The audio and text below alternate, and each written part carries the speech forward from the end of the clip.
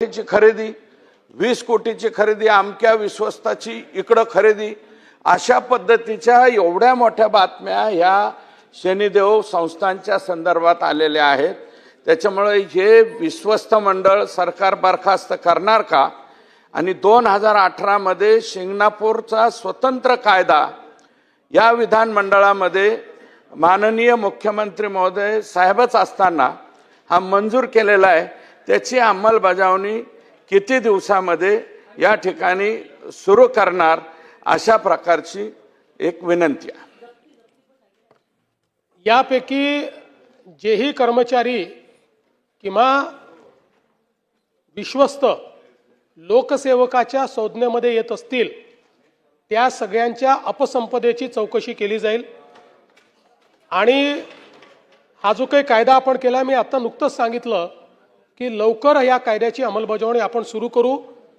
मात्र कायद्याची अंमलबजावणी केली म्हणून याने हे सुटून राहिले आहेत असं न करता पहिले यांना आवश्यक ती शिक्षा दिली पाहिजे आणि मग कायद्याची अंमलबजावणी केली जाईल। चला पुढे जाऊया। लक्षवेधी क्रमांक 2 तुमचा कधी नसतो महत्वाचा विषय।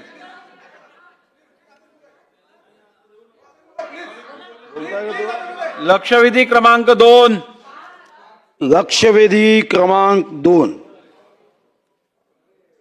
मान्य अध्यक्ष महोदय, वितरित केल्याप्रमाणे अध्यक्ष महाराज, मी माननीय मुख्यमंत्री महोदय व शासनाचं अभिनंदन करेन की आपण हायकोर्ट किंवा तत्सम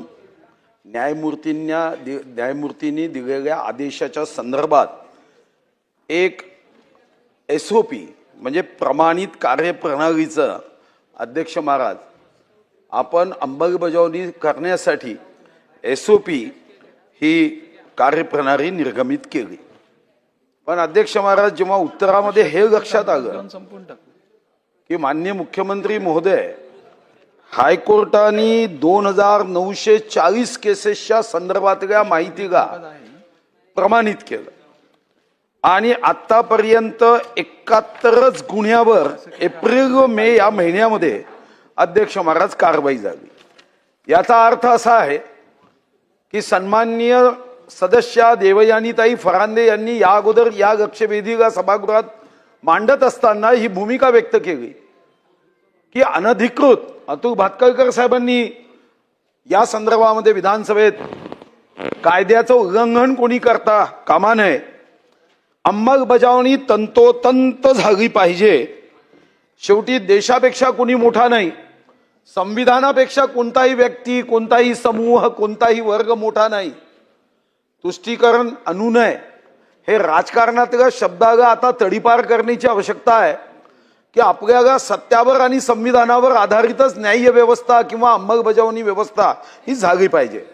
आणि म्हणून माननीय मुख्यमंत्री महोदयांना मी काही अंमलबजावणीच्या संदर्भातल्या सूचना लेखी स्वरूपात तर देतोच आहे, पण महेश विजय बेडेकर विरुद्ध स्टेट ऑफ महाराष्ट्र या जनहित याचिकेअंतर्गत महाराष्ट्र सरकारला पॅरेग्राफ नंबर 94 अन्वये आदेश देण्यात आले होते की कोणत्याही धार्मिक स्थळाला, ते कोणत्याही धर्माचं असू द्या, तिथं असणाऱ्या आसपासचे शेजारी, वयस्कर, आजारी, विद्यार्थी यांना त्रास होऊ नये म्हणून हायकोर्टाने स्पष्ट शब्दात सांगितलं की 365 दिवस कोणालाही विना अनुमतीने व जिथं अतिक्रमण आहे त्या ठिकाणी तर मुळीच नाही अशी परवानगी देता येणार नाही। मुंबई पोलिसांच्या वेबसाईटवर सुद्धा लाऊडस्पीकर परमिशन फॉर्म अपलोड आहे। या परमिशन फॉर्म मध्ये सुद्धा तुम्ही काय म्हणाले आहात की 7 दिवसाची फक्त परवानगी दिली जाते आणि ही परवानगी देताना अट टाकतो आपण की सकाळी 10 ते रात्री 10 ते 6 काय नॉईज म्हणजे ध्वनी प्रदूषण असावं, तर तुम्ही लिहिता इंडस्ट्रियल एरियामध्ये डे टाइम मध्ये 75 डेसिबल, नाईट टाइम मध्ये 70, कमर्शियल एरियामध्ये 65 आणि 55, रेसिडेन्शियल एरियामध्ये 55 आणि 45 आणि सायलेन्स झोन मध्ये 50 ते 40 म्हणजे जिथं हॉस्पिटल्स आहे, दवाखाने आहे। अतिशय स्पष्टपणे या संदर्भात हायकोर्टाने आणि देशातल्या इतर कोर्टानी म्हणजे एक तर अध्यक्ष महाराज उत्तर प्रदेशचं सुद्धा अलाहाबाद खंडपीठाने 15 मे 2020 ला अफजल अन्सारी विरुद्ध स्टेट ऑफ यूपी या जजमेंटमध्ये अतिशय स्पष्टपणे उल्लेख केला आहे की आपल्याला समाजाला असं धर्माधर्मामध्ये जाती जातीमध्ये विभाजन करता येत नाही. भारतीय समाज याला कोणत्याही पद्धतीचा त्रास होऊ नये याची काळजी घेण्याची जबाबदारी प्रत्येक समाजावर आहे, प्रत्येक जाती समूहावर आहे, प्रत्येक धर्मावर आहे. आपल्याला काही दिवसापुरतं मर्यादित या संदर्भात परवानगी ही घेणं हे समजू शकतं, पण अध्यक्ष महाराज 365 दिवस या संदर्भामध्ये देता येणार नाही. आणि म्हणून माझी स्पेसिफिक जे माझे प्रश्न आहे, पहिला प्रश्न की या देशात संविधानाचे अमृत महोत्सवी वर्ष साजरं केलं, सरन्यायाधीशांचा अतिशय जानदार शानदार गौरवशाली सत्कार महाराष्ट्राच्या या विधिमंडळात केला, तर कमीत कमी त्या केलेल्या सत्काराला साजेशी अंमलबजावणी या एसओपीची आपण करणार आहोत का? 2940 अध्यक्ष महाराज हायकोर्टाने त्यांच्या जजमेंटमध्ये दिलाय की अनधिकृत आहे.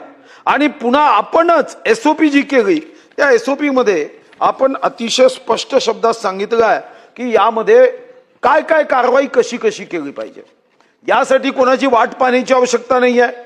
तुम्ही सांगितलं आहे की यामध्ये पहिला जर गुन्हा केला तर त्याला समज दिली पाहिजे, मान्य आहे. दुसऱ्या गुन्ह्याला तुम्ही सांगितलं की त्याला शिक्षा दिली पाहिजे. तिसऱ्या गुन्ह्याच्या संदर्भात तर माझा स्पेसिफिक प्रश्न मुख्यमंत्री महोदयांना आहे की पोलिसांवरचा ताण हा वाढतोय, हे मला मान्य आहे. गुन्ह्यांची संख्या वाढते आहे, मला मान्य आहे. कलियुग आहे, त्याला साजेसे गुन्हे होत आहे, हेही मान्य आहे. पण अध्यक्ष महाराज मग आपल्याला तशाच पद्धतीच्या व्यवस्थाही उभ्या करण्याची आवश्यकता आहे. मग या गोष्टींच्या संदर्भामध्ये एक 90 वर्षाचा खाटेवर पडणारा एखादा आजारी व्यक्ती तुमच्याकडे येऊन कंप्लेंट नाही करू शकणार. तुमच्या एसओपी मध्ये तुम्ही स्पेसिफिक सुमोटो कारवाई केली पाहिजे. आणि माझी दुसरी मागणी आहे की दर अधिवेशनात याचा अहवाल सभागृहाला दिला पाहिजे की किती कारवाई झाली. अन्यथा एक लक्षवेधी देवयानीताईंनी विचारली, दुसरी अतुल भातकरकर साहेबांनी विचारली, तिसरी मी विचारेल, चौथी अजून कोणी विचारेल. लक्षवेधी विचारता विचारता मात्र लक्षच त्याच्यावर वेधलं जाणार नाही असं होता कामा नये. आणि म्हणून दर अधिवेशनात आपण अवैध भोंग्यांच्या संदर्भातला अहवाल सभागृहात द्यावा. आणि शेवटचा जो अवैध भोंगे याची तक्रार करेल याच्या दंडाची जी रक्कम आहे त्याच्यातली 50% रक्कम त्या सन्माननीय देशभक्त व्यक्तीला द्यावी, एवढं उत्तरात यावं. धन्यवाद.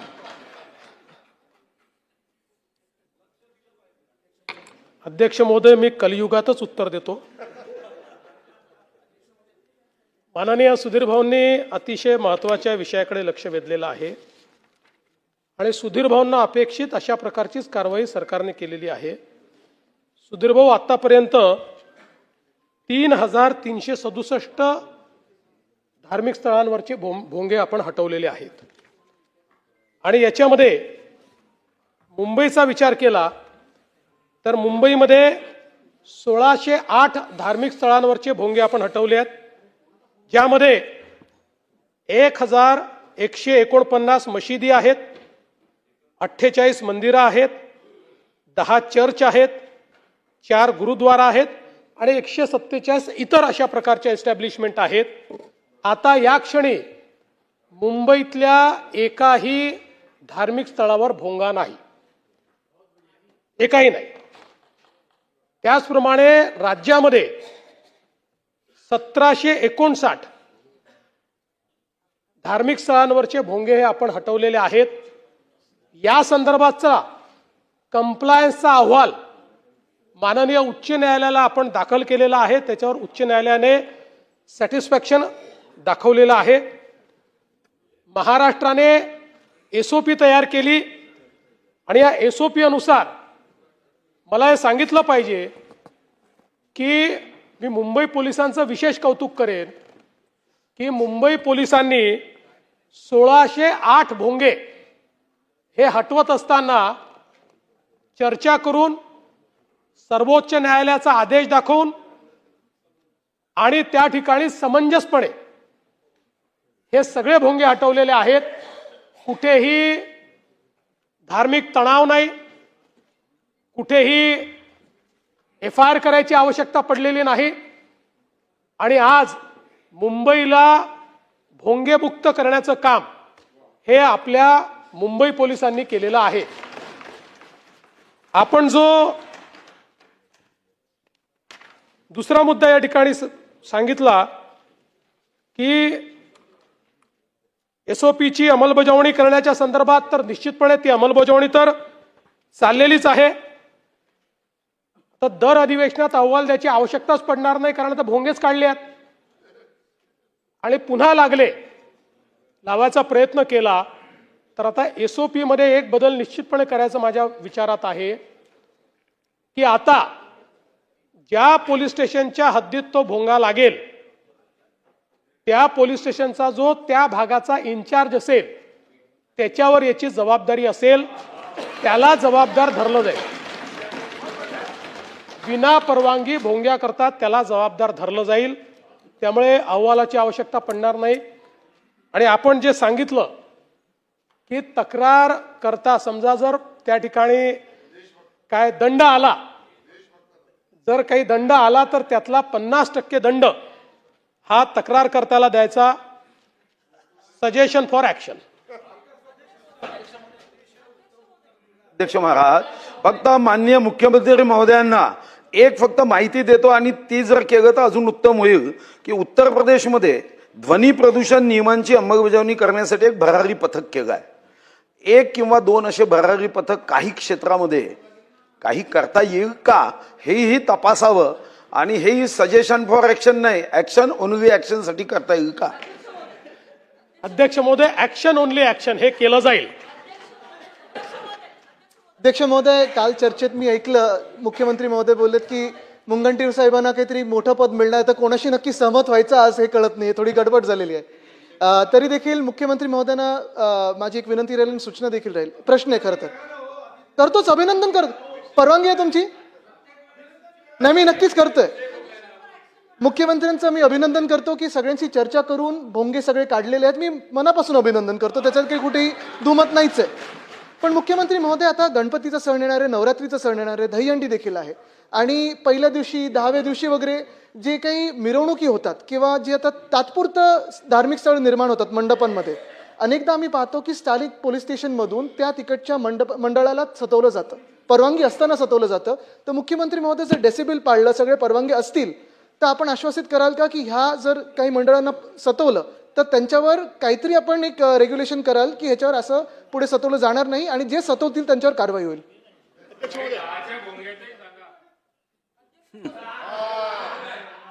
काय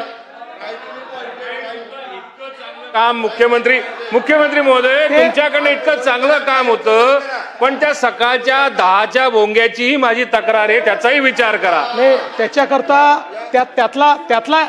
त्यातला एकच प्रॉब्लेम आहे की आता ध्वनी प्रदूषणाच्या विरुद्ध आपल्याकडे कायदा आहे, पण विचाराच्या प्रदूषणाच्या विरुद्ध अजून कायदा व्हायचा आहे.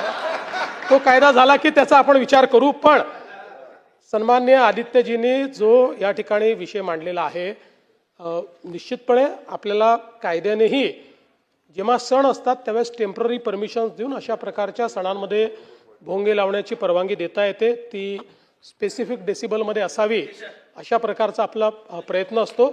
निश्चितपणे त्या संदर्भात कोणालाही त्रास होणार नाही, पोलीस विनाकारण कोणाला त्रास देणार नाहीत, अशा प्रकारच्या सूचना देण्यात येतील. भास्करराव जाधव साहेब बोला. सन्माननीय अध्यक्ष महोदय, हा राज्यामधला अत्यंत सेन्सिटिव्ह असा विषय खूप कौशल्याने हाताळला गेला, त्याबद्दल सर्वांनाच आनंद आहे. कारण आपल्याला कुठेही तणाव, धार्मिक तणाव, समाजामधले तणाव कोणालाच नको आहेत. अध्यक्ष महोदय, माझ्या माहितीप्रमाणे सुप्रीम कोर्टाने जे आदेश दिलेले आहेत ते रात्री 10 वाजेपर्यंतच तुम्ही अशा पद्धतीचे स्पीकर म्हणा, भोंगे म्हणा, हे लावू शकता.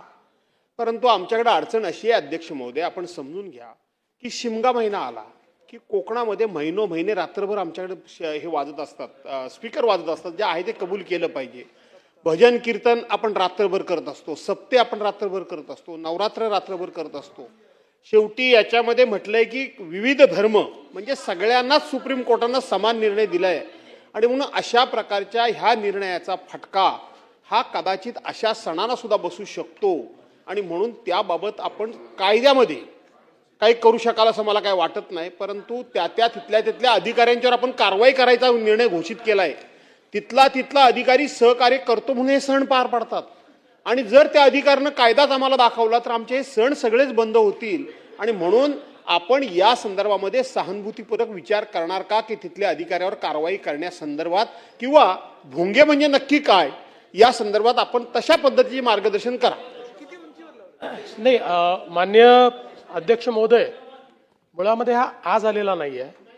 गेले 15-20 वर्ष हा कायदा आपल्याकडे आहे की 10 वाजेच्या नंतर आपण भोंगे लावू देत नाही.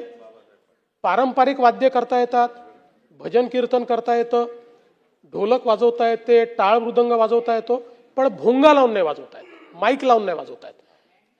हा त्याच्यातला नियम आहे. आणि आपण आपल्याला आपल्या नियमांमध्ये कोर्टाने काही विविक्षित दिवस दिलेले आहेत. जसं आपल्याला माहिती आहे की आपण गणपतीत 4 दिवस अलाव करतो, नवरात्रीत काही दिवस अलाव करतो, डॉक्टर बाबासाहेब आंबेडकरांच्या जयंतीला अलाव करतो, 25 डिसेंबरला क्रिसमसला अलाव करतो. असे काही दिवस आहेत की ज्या दिवशी 12 वाजेपर्यंत भोंगे वापरण्याची परवानगी आहे. 12 नंतर ही परवानगी नाही. पण जर हे बंदिस्त अशा ठिकाणी जर होत असेल तर त्या ठिकाणी अधिकची परवानगी देता येते. ती परवानगी आपण देतो. ओपनमध्ये याच्या पाठीमागचा हेतू एवढाच आहे की आजूबाजूच्या लोकांना त्रास होऊ नये. जर बंदिस्त, जसा हा कायदा आल्यानंतर आपण बघितलं असेल की गुजरातमध्ये नवरात्री उत्सव करण्याकरता त्यांनी आता साऊंड प्रूफ पेंडॉल तयार केले. साऊंड प्रूफ पेंडॉल, हां, आणि साऊंड प्रूफ पेंडॉलमध्ये ते करतात. त्याच्यामुळे या कायद्यातनं त्यांना सूट मिळते. आपल्या इकडे आता हळूहळू लोकांनी, आपल्याला माहिती आहे की आता मोठ्या मोठ्या हॉल्समध्ये नवरात्री उत्सव सुरू झाले आहेत किंवा काही उत्सव चालू झालेले आहेत. पण शेवटी देशाकरता कायदा झालेला आहे. त्याच्यामुळे मला कितीही त्या संदर्भात सिंपती असली तरी देखील मी गृहमंत्री म्हणून कायद्याचंच पालन करू शकतो, कायद्याच्या पलीकडे तर जाऊ शकत नाही. आणि म्हणून आपण जी भावना व्यक्त केली आहे त्या भावनेशी मी समरस आहे. पण कायद्याने मला तसं वागता येत नाही, हा माझा प्रॉब्लेम आहे.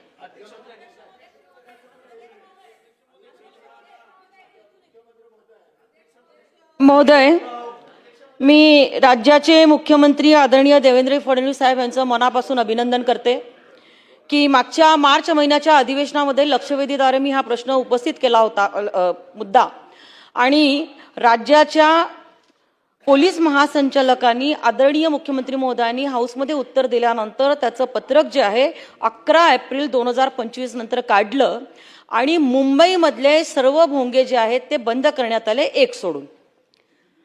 म्हणजे 9 वाजेचा भोंगा सोडून.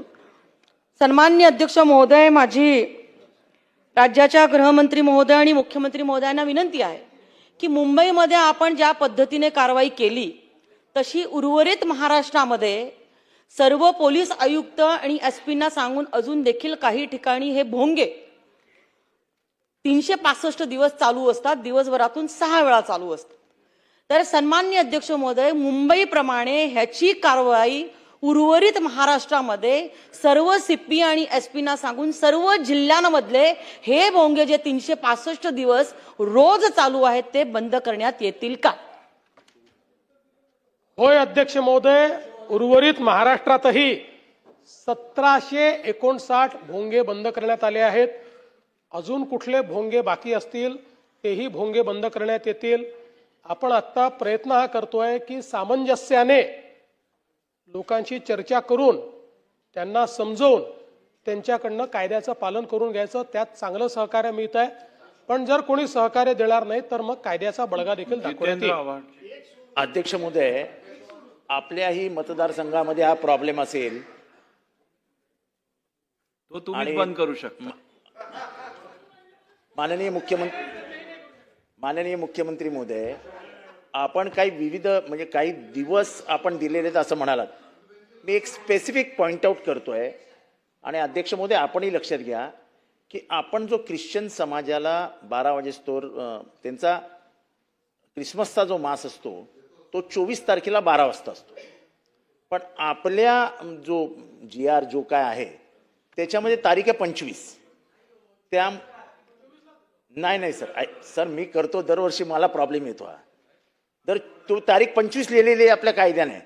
मग 24च्या मार्चची परवानगी मागायला पोलिसांकडे जेव्हा ते जातात तेव्हा ते त्यांना परिपत्रक दाखवतात 25ला आहे, करता येणार नाही. तेव्हा तो पण GR रिपेअर करून तो 24 करा. 24 त्यांच्या दृष्टीने अतिशय महत्त्वाचा तारीख आहे, 25 त्यांच्या दृष्टीने महत्त्वाची तारीख नाही. कारण का 24ला मिडनाईट मार्च असतो, 25ला नसते, 24ची रात्र. तेव्हा त्याच्यात रिपेअर करा, तेवढा एक आपण जाहीर करावं. एक मिनिट. एवढ्या ध्वनी प्रदूषणाबद्दल आपण बोलत असताना मी स्पेसिफिक प्रश्न विचारतोय. अध्यक्ष महोदय, मी स्पेसिफिक प्रश्न विचारतोय. आमच्या इथे येऊरचं जंगल आहे, राष्ट्रीय उद्यानात आहे. ठाणे शहरातल्या सगळ्या पार्ट्या येऊरला होतात. राष्ट्रीय उद्यानातला भाग आहे, म्हणजे 24 तास तिथे ध्वनी म्हणजे एकही वाद्य वाजता कामा नये. सगळे नियम कायदे धाब्यावर बसवले जातात, सगळीकडे लाऊडस्पीकर्स चालू असतात. एकेकाळी साहेब 5-5 बिबटे रस्त्यावर दिसायचे, आता मांजरही दिसत नाही. तेव्हा अध्यक्ष महोदय, मुख्यमंत्री एवढे सिरियसली उत्तर दिलं त्यांनी, किती छान. कलियुगातले सगळे प्रश्न त्यांनी सोडून टाकले. आता हा कलियुगातलाच प्रश्न आहे साहेब. तेव्हा आपण ह्या येऊरच्या बाबतीत काहीतरी आदेश द्या. पोलीस स्टेशनला आम्ही रेग्युलर तक्रारी करतो, काहीही कारवाई होत नाही. याच्यावरती काहीतरी उपाययोजना करा. आणि जसं आपण सांगितलं, प्रत्येक CP एरियामध्ये एक भरारी पथक करा. का उत्तर काय येतं, आमच्याकडे स्टाफ नाही आहे, काय करू. अहो तुम्हाला दिसतंय तिथे लाऊडस्पीकर DJ लावून नाचतायत, 10 वाजून गेलेले आहेत आणि नॅशनल पार्कचा हिस्सा आहे. आपण हे गंभीर्याने दाखवून येऊन काहीतरी उपाययोजना करावी. आणि ख्रिश्चन धर्माविषयी आजचा आदेश आपण देणार का? ठीक. माननीय अध्यक्ष महोदय, ख्रिश्चन धर्मियांच्या सणाच्या संदर्भात जो मुद्दा जितेंद्र आव्हाड साहेबांनी मांडलेला आहे, त्या संदर्भात आत्ता या क्षणी मला निर्णय घेणं शक्य नाही, कारण त्याची वस्तुस्थिती माझ्याकडे नाही. पण जर ख्रिश्चन समाजाचे सगळे धर्मगुरू मिळून या संदर्भात ही मागणी करतील की आम्हाला या दिवशी नाही या दिवशी करायचं आहे, तर ती मागणी आपण मान्य करू. कारण आपल्याला इथे आम्ही घोषणा वेगळी करायची आणि त्यांनी म्हणायचं आमचं नेहमीचं चाललं आणि तुम्ही का बदलता. त्यामुळे त्यांच्याशी चर्चा करूनच, बदलायची आवश्यकता असेल तर त्यांच्याशी चर्चा करूनच हा निर्णय त्या ठिकाणी घेण्यात येईल. येऊरच्या जंगलाचा जो विषय मांडलेला, कुठल्याही नॅशनल पार्कमध्ये त्या ठिकाणी साऊंड पोल्युशन करता येत नाही, वाद्य वाजवता येत नाहीत. त्यामुळे अशा प्रकारची कारवाई होत असेल तर पोलिसांना सक्त निर्देश दिले जातील आणि वनविभागालाही दिले जातील. कारण त्या ठिकाणी वनविभागही असतो, त्यामुळे वनमंत्री देखील या ठिकाणी आहेत. वनमंत्री देखील वनविभागाला सक्त आदेश देतील आणि त्याच्यावर आपण कारवाई करू. आणि मी जे फिरतं पथक म्हटलंय किंवा भरारी पथक मगाशी सुधीर भाऊंच्या याच्यावर म्हटलेलं आहे, ते सगळ्या आयुक्तालयांमध्ये आम्ही तयार करू. ठीक. लक्षवेधी अध्यक्ष महोदय, आदरणीय मुख्यमंत्री महोदयांनी अत्यंत चांगलं उत्तर ह्या विषयावर दिलेलं आहे. परंतु मला एक विषय या ठिकाणी मांडायचा आहे की जे काही आपल्या वर्षभरात वेगवेगळ्या धर्मातील जातींचे धार्मिक स्थळांवर सण साजरे केले जातात, त्या सणांमध्ये भोंगेंच्या व्यतिरिक्त जे स्पीकर वापरले जातात, या स्पीकरना जरी आपण वेळेची मर्यादा सुप्रीम कोर्टच्या निर्देशानुसार कायद्यानुसार दिली असली तरी मुख्यमंत्री महोदय, दुर्दैवाने हे स्पीकरचा काळ हा पहाटे 3 पर्यंतही अनेक ठिकाणी चालत असतो. आणि दुर्दैवाने ज्याला डेसिबल्स, आपण भोंगेच्या व्यतिरिक्त जे डेसिबलची आपण चर्चा केली ना, ते कुठलाही नियम या डिसेंबरच्या इथे पाळला जात नाही. तुम्हाला मी फोटो आणि पुरावे शक्य दाखवू शकतो. असे ट्रकच्या साईजचे मोठमोठ्या भिंती ओढ्या, म्हणजे अक्षरशः 50-50 फुटाचे स्पीकर या ठिकाणी लावले जातात. आमच्या सांगली जिल्ह्यामध्ये 3 अशा घटना घडलेल्या आहेत की केवळ या स्पीकरच्या आवाजामुळे लोकांना म्हणजे हृदयाचा धक्का बसून त्यांचा मृत्यू झालाय. आता दुर्दैवाने याच्या मेडिकल रेकॉर्ड्स कुठं नाही हे सिद्धही करू शकत नाहीत, पण ह्या घटना त्या कुटुंबांनी सांगितल्यात, केवळ या स्पीकरच्या आवाजामुळे आमच्या कुटुंबातली ही माणसं मृत्युमुखी पडलेत.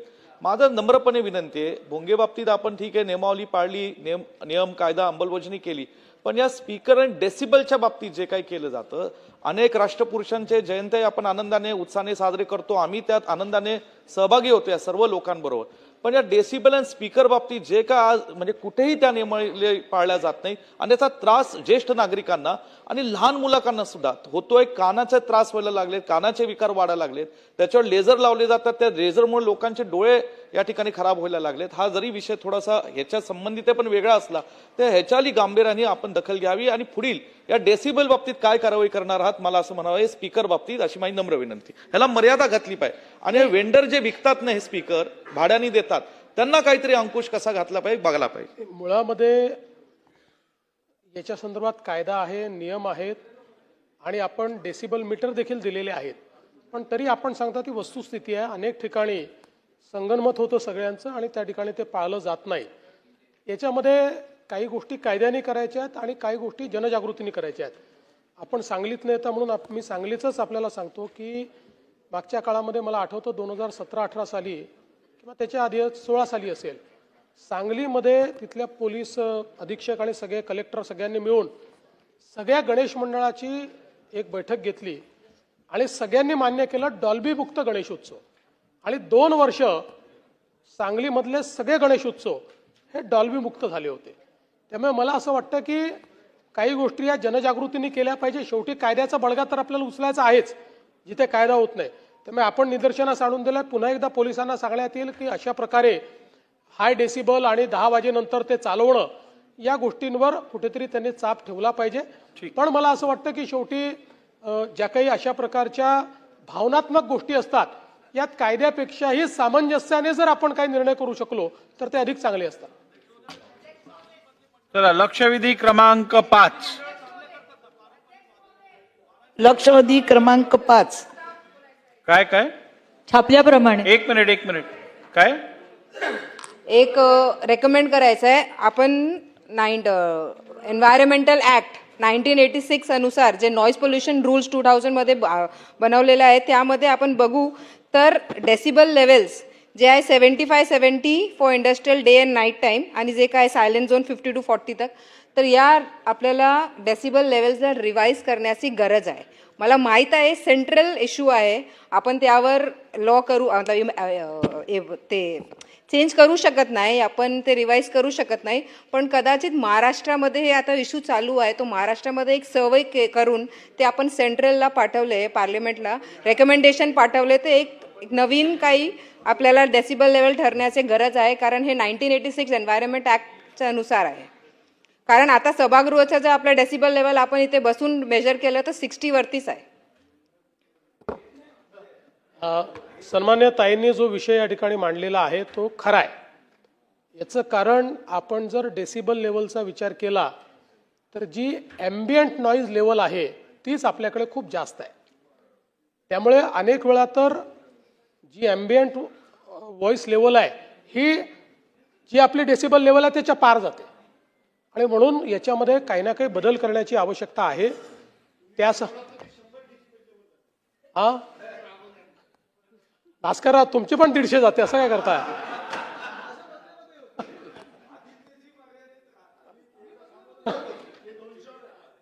सुधीर भाऊची तर सर आवाजावर एखादा कायदा केला तर पहिले सुधीर भाऊवरच कारवाई होईल.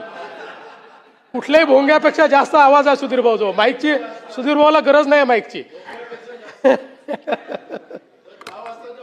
पण नाही ते त्यांचं विचाराचं प्रदूषण नाही करत. ते सुधीर भाऊ कधीच विचाराचं प्रदूषण करत नाही, विचार मांडतात.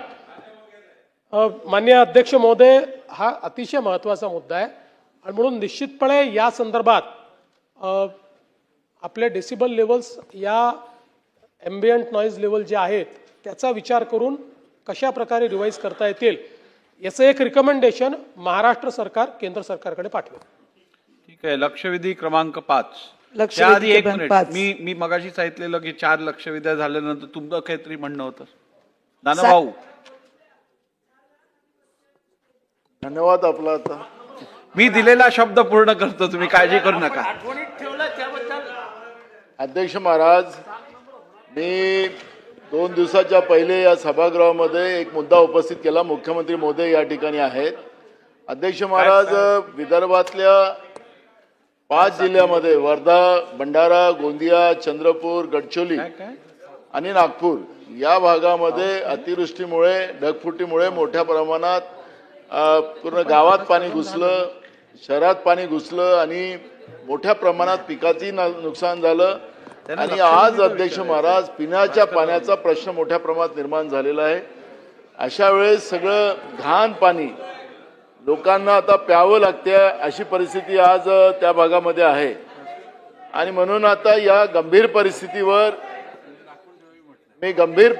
अध्यक्ष महाराज सदनाचं लक्ष वेधू इच्छितो. माननीय मुख्यमंत्री या ठिकाणी आहेत. अध्यक्ष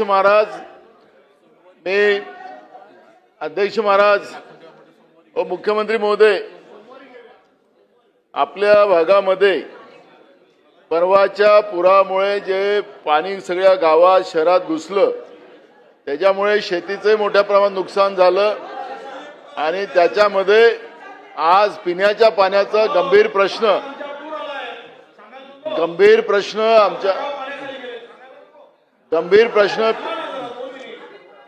बोला नाना भाऊ, गंभीर पिण्याचा वडेट्टीवार साहेब, राहू त्या दे हो. ठिकाणी उपस्थित झालेला आहे अध्यक्ष महाराज. आणि रोगाचा प्रादुर्भाव वाढलेला आहे अध्यक्ष महाराज. आणि अशा या परिस्थितीमध्ये परवा मुख्यमंत्री महोदय म्हणाले की आढावा घेऊन मी त्या पद्धतीचं निवेदनही विधानसभेत करणार आहे. पण अध्यक्ष महाराज, आता भयावह परिस्थिती या 5-6 जिल्ह्यामध्ये त्या भागामध्ये निर्माण झालेली आहे. आणि मी त्या दिवशी सांगितलं की जे उन्हाळीचं धान पीक होतं त्याला ऑनलाईन आपण मंजुरी दिली नाही, ते सगळं केंद्रावर होतं आणि तेही सगळं खराब झालं. त्यामुळे शेतकऱ्यांचं अतोनात नुकसान आणि दुबार पेरणी अशी परिस्थिती आज त्या भागामध्ये निर्माण झालेली आहे. आणि म्हणून आपल्या माध्यमातून मी सरकारचं लक्ष या सगळ्या या प्रसंगावर मी वेधू इच्छितो आणि माननीय मुख्यमंत्र्यांनी यावर निवेदन वडेट्टीवार करावं. साहेब बोला. अध्यक्ष महोदय, मागील 4-5 दिवसामध्ये जी अतिवृष्टी झाली, प्रचंड हाहाकार त्या भागामध्ये अध्यक्ष महोदय माननीय नानाभाऊंनी या संदर्भात मांडली. आतापर्यंत आम्ही सगळी जी प्राथमिक माहिती घेतली त्यामध्ये 13,000 हेक्टर प्रथमदर्शनी नुकसान झालं. शेतीचं भात पिकाचं नुकसान झालं. आमच्याकडे 2 प्रकारची शेती होते. एक तर रोपं लावतो आणि दुसरं एक आम्ही त्याला आवत्या म्हणतो. अशा 2 प्रकारच्या आवत्या जिथे लावला आहे. आजकाल आमच्याकडे शेतीमध्ये आवत्याचं प्रमाण मोठ्या प्रमाणात आहे. म्हणून माननीय मुख्यमंत्री महोदयांना शेतीच्या नुकसानीचे त्वरित पंचनामे केले पाहिजेत. आत्ता माहिती आली की जवळपास आमच्याकडे 556 घरं ही पडलेली आहे आणि त्यामुळं मोठ्या प्रमाणामध्ये घरांचंही नुकसान झालेलं आहे. आणि आता पिण्याच्या पाण्याची त्या जवळपास 37 गावं अशी आहेत की जिथे पाण्याखाली आलेली होती. चंद्रपूर, गडचिरोली, भंडारा, तिथे पिण्याच्या पाण्याचा फार गंभीर प्रश्न झाला. सगळी पाणी पूर्ण गढूळ पाणी पिण्याला मिळत आहे आणि अशामुळे रोगराई वाढण्याचं सुद्धा प्रचंड मोठ्या प्रमाणात त्या ठिकाणी परिस्थिती निर्माण झाली आहे. मला एवढीच विनंती करायची आहे आपल्या माध्यमातून की तातडीनं हे सगळे पंचनामे करावेत आणि जे गावं पाण्याखाली आलीत, घरं पडलीत, घरात शेतात पाणी, आपल्या घरामध्ये पाणी गेलंय, त्याला तातडीनं त्यांना जे काही खावटी आपण म्हणतो ती मंजूर करून घ्यावी आणि ती मदत करावी. आणि तिसरा शेवटचा महत्त्वाचा विषय असा आहे की उन्हाळी धानामध्ये आपण ऑनलाईन अर्ज केला पण ते पूर्ण खरेदी झाली नाही. ती धान शेतकऱ्यांच्या घरात मोठ्या प्रमाणात अजूनही साठवलेलं आहे. आपण सगळी पंचनामे केले तर आपल्या लक्षात येईल. तर त्यामुळे सेंटरवरही मोठ्या प्रमाणात नुकसान झालं आणि उचल न झाल्यामुळे घरातही नुकसान झालं. तर याही संदर्भात माहिती घेऊन योग्य तो मदत त्यांना कशी देता येईल याबाबत निर्णय घ्यावा. महोदय, अध्यक्षजी, सन्मान्य अध्यक्ष महोदय, या ठिकाणी मुख्यमंत्री महोदय बसलेले आहेत.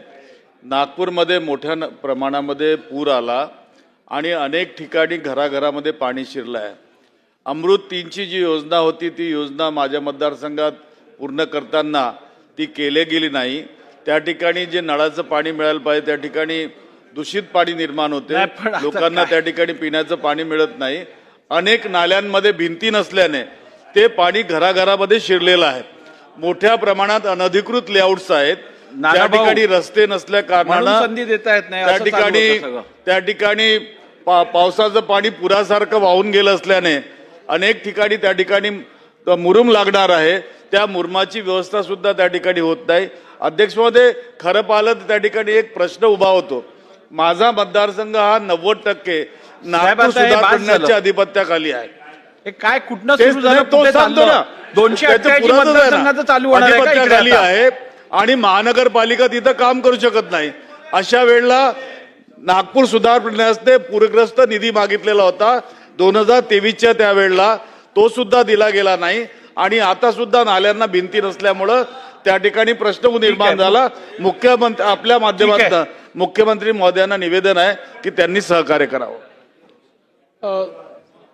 सन्माननीय अध्यक्ष महोदय, पूर्व विदर्भामध्ये जो गेले 3-4-5 दिवस प्रचंड पाऊस झाला, अतिवृष्टी झाली, काही धरणांचे दरवाजे उघडल्यामुळे काही नद्यांना देखील पुढच्या अपस्ट्रीमला पूर आला आणि यामुळे मोठ्या प्रमाणात नुकसान देखील झालेलं आहे.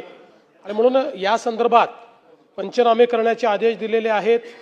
जी काही तातडीची मदत आहे ते करण्याचे आदेश दिलेले आहेत. तथापि या संदर्भात झालेलं जे काही नुकसानाचे प्राथमिक अहवाल आहे आणि त्या संदर्भात काय आपण मदत करतोय या संदर्भातलं निवेदन हे उद्या प्रश्नोत्तराच्या तासानंतर केलं जाईल. ठीक आहे. लक्षवेधी क्रमांक 5. लक्षवेधी क्रमांक 5. आता साहेब प्लीज प्लीज प्लीज प्लीज आम्हाला आता बिलकुल नाही, बैठिए.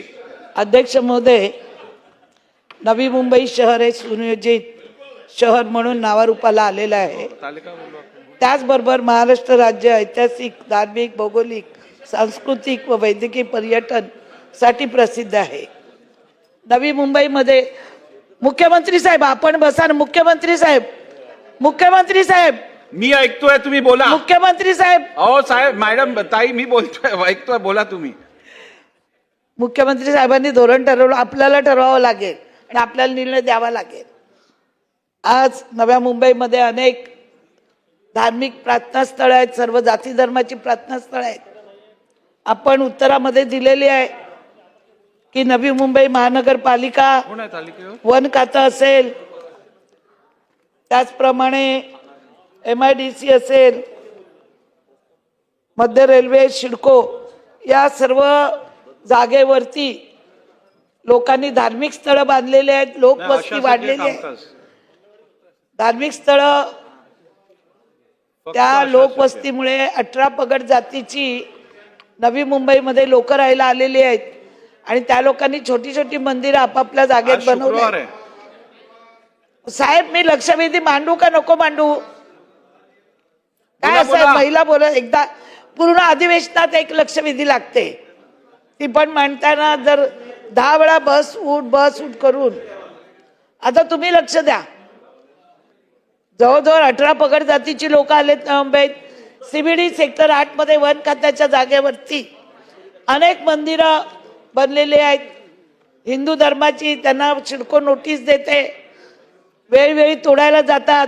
तिकडे चाललोय. मला असं सांगायचं अध्यक्ष महोदय, या लक्षवेधीच्या माध्यमातून माझा स्पेसिफिक प्रश्न असा आहे की आपण तिथे एका समाजाला सिडकोनी मंदिराची जागा दिलेली आहे, मग इतर संस्था सुद्धा त्या बांधलेली जी मंदिर आहेत 20-25 वर्ष छोटी आहेत, 4 गुंठे 5 गुंठे 1 गुंठे त्या डोंगराच्या परिसरामध्ये. तर मला असं वाटतं आपण एक धोरणात्मक निर्णय घेऊन शासनाने सर्व वन खातं असेल, सिडको, महानगरपालिका, रेल्वे यांची एक बैठक घेऊन धोरणात्मक निर्णय घेऊन त्या ज्या जमिनी आहेत त्या लोकांना, नाहीतरी असे अनधिकृत मंदिर बसलेलीच आहेत, जर आपण एक निर्णय घेऊन त्या 4 गुंठे किंवा 5 गुंठे जमीन त्या संस्थांना आपण दिलं तर आपल्याला पैसेही मिळतील. तसे अनधिकृत बसल्यात, तोडायला आल्यावर आम्ही लोकप्रतिनिधी फोन मारतो मंदिरं तोडू नका. माझा आपला शासनाला प्रश्न आहे की एक धोरणात्मक निर्णय आपण मीटिंग घेणार का, आणि घेणार तर कधीपर्यंत घेणार? जर एका समाजाला एक न्याय देतो आपण, तिथे जागा देतो, तर इतर मंदिरांना का देऊ नये? सिडकोत 10 वेळा गेली मी.